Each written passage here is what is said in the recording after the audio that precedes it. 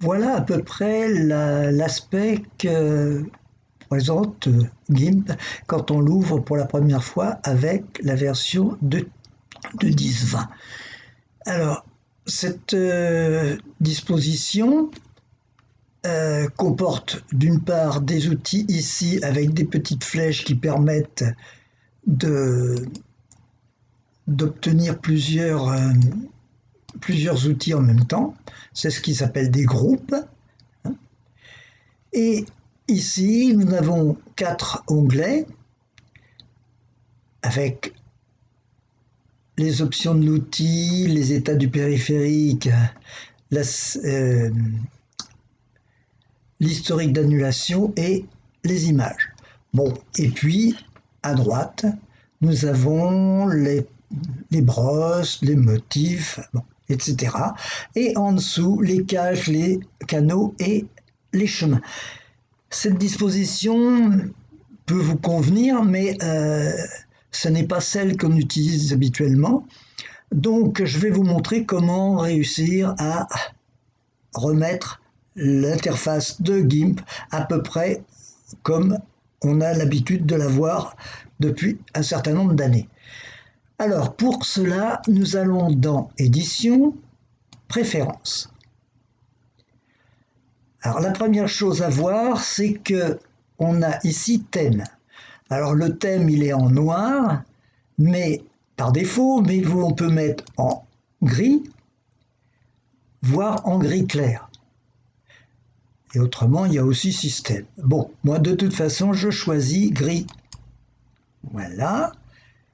Ensuite, à côté, il y a le thème d'icônes avec symbolique qui est donc des icônes noir et blanc. Et je préfère color qui correspond plus aux icônes qui étaient utilisées précédemment. Autre chose, dans la boîte à outils, je décoche ici utiliser les groupes d'outils, voilà, et du coup, j'ai tous mes outils qui sont séparés les uns des autres. Autre chose importante, dans gestion des fenêtres, je regarde si enregistrer à la sortie la position des fenêtres est bien cochée. Par défaut, elle l'est, mais bon, vérifiez quand même. Je valide. Et voilà, j'ai maintenant mon interface à peu près comme je voudrais. La seule chose, c'est que je vais déjà régler la taille du panneau qui est sur la gauche. Donc ici, j'ai une possibilité de l'agrandir et de la réduire. Et vous voyez que en bas, ici, apparaît une barre qui permet d'allonger ou de faire tourner, de faire bouger la fenêtre, l'intérieur de la fenêtre. Alors, je m'arrange pour faire disparaître, voilà. Et ici, hein, avec, si je prends le pinceau, voilà, j'ai encore, vous voyez, avec le pinceau, j'ai encore un ascenseur. Je vais l'agrandir encore un peu, le panneau. Voilà, et quand ça disparaît, c'est que j'ai la bonne taille pour le panneau et je n'aurai plus à utiliser cette, cette barre d'ajustement. Bien, alors maintenant nous allons nous attaquer aux onglets. Alors ici on a un certain nombre d'onglets. Bon, donc le premier, option des outils, c'est celui que l'on garde en général tout en bas. À côté, nous avons état du périphérique. Alors celui-là, je souhaite le supprimer.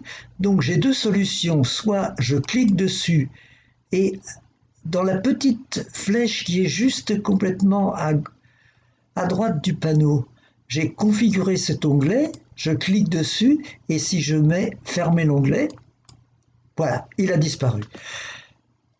Autre solution, celui image que je peux supprimer aussi, je clique dessus et je l'emmène sur la fenêtre d'image. Là, il devient ce qu'on appelle une fenêtre flottante et je vais la fermer en cliquant sur la petite croix rouge. Voilà.